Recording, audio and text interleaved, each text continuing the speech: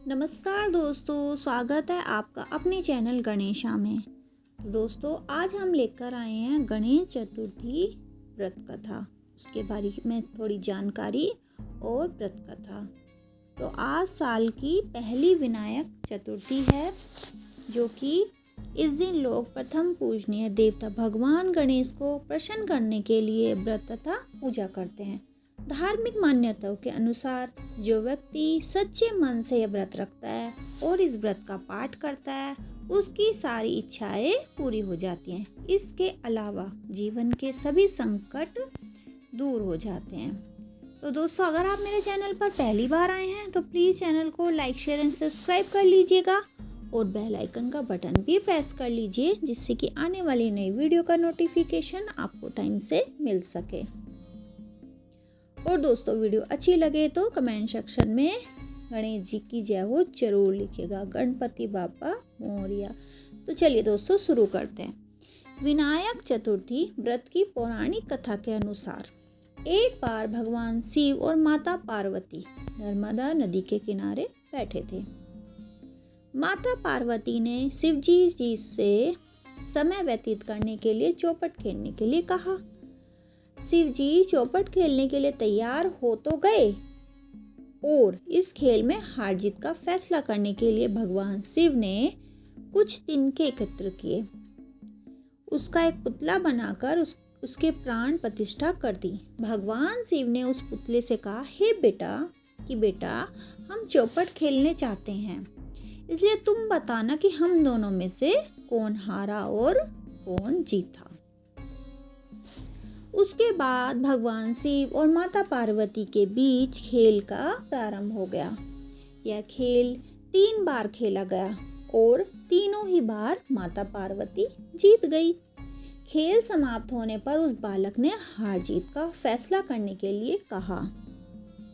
उस बालक से कहा कि अब हार जीत का फैसला करो। तो उस बालक ने पार्वती माता की जगह महादेव को विजय बताया।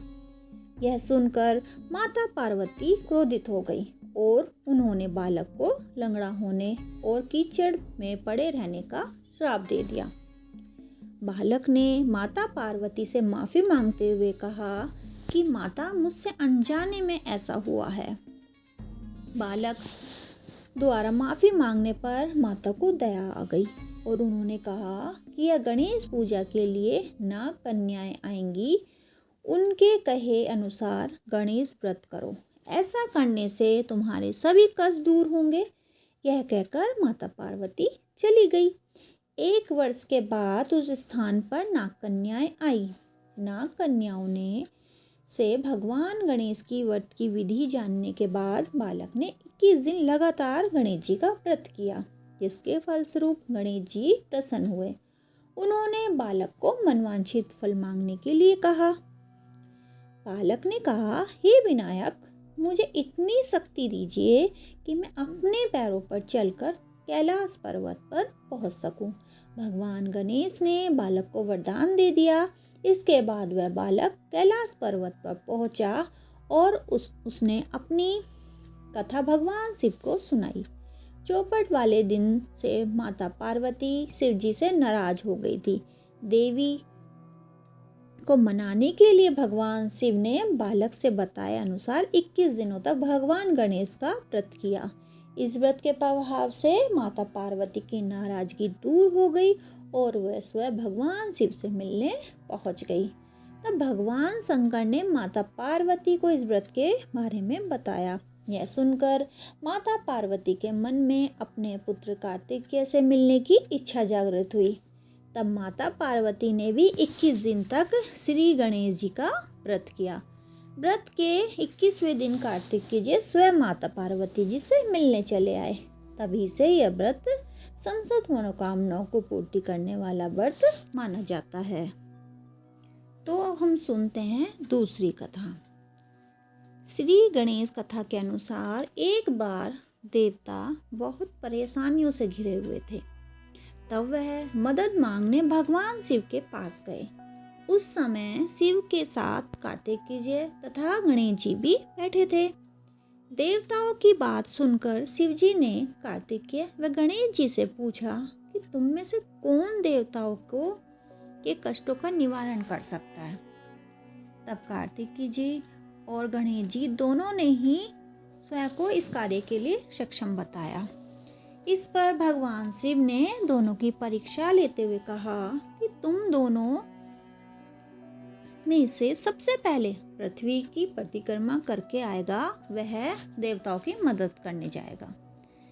भगवान शिव के मुख से यह वचन सुनते ही कार्तिकेय जी अपने वाहन मोर पर बैठकर पृथ्वी की परिक्रमा करने के लिए निकल गए।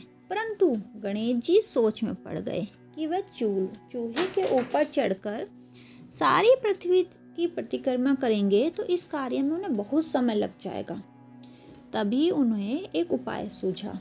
गणेश जी अपने स्थान से उठे और अपने माता पिता की 7 बार परिक्रमा करके वापस बैठ गए। परिक्रमा करके लौटने पर कार्तिकेय स्वयं को विजेता बताने लगे। तब शिवजी ने श्री गणेश से पृथ्वी की परिक्रमा का करने का कारण पूछा कि तुमने ऐसा कैसे किया।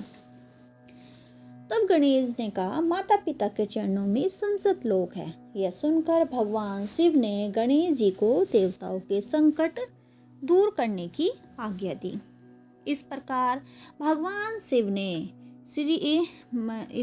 भगवान जी ने गणेश जी को आशीर्वाद दिया कि चतुर्थी के दिन जो तुम्हारा पूजन करेगा और रात्रि में चंद्रमा को अर्घ देगा उसके तीनों ताप यानी दैविक ताप तथा भौतिक ताप दूर होंगे।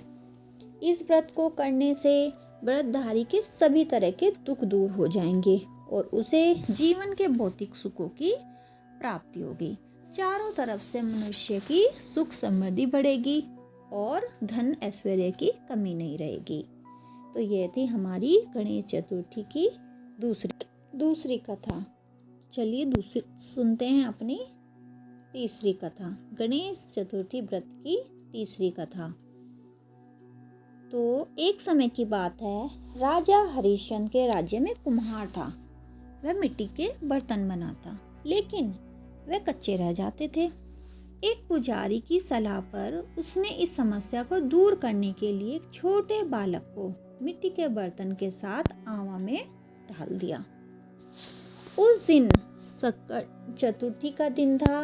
उस बच्चे की माँ अपने बेटे के लिए परेशान थी। उसने गणेश जी से बेटे की कुशलता की प्रार्थना की। दूसरे दिन जब कुम्हार ने सुबह उठकर देखा तो आवे में उसके बर्तन तो पक गए, लेकिन बच्चे का बाल भी बाका नहीं हुआ। वह डर गया और राजा के दरबार में जाकर सारी घटना बताई। इसके बाद राजा ने उसे बच्चे और उसकी माँ को बुलवाया। तो माँ ने सभी तरह विघ्न को दूर करने वाले गणेश चतुर्थी व्रत के बारे में बताया। इस घटना के बाद से महिलाएं संतान और परिवार के सौभाग्य के लिए सकट चौथ का व्रत करने लगी। तो ये था हमारा सकट चौथ की कथाएं। इनको करने से घर में सुख समृद्धि और अच्छी तरक्की होती है।